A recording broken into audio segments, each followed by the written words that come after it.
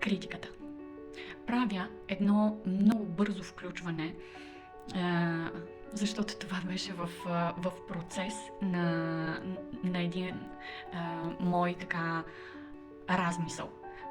Какво се случва в момент, в който ние самите се критикуваме и обвиняваме? Случва се така, че ние заставаме против нашата същност. И всъщност това е нашата самооценка, върху която всъщност трябва да работим. Един бърз метод за обработка.